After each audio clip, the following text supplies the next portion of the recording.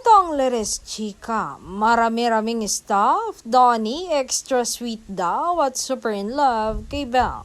Kwento sa amin ng isang staff na kasama nila sa sinunod nilang thriller movie na tayo sa wakas.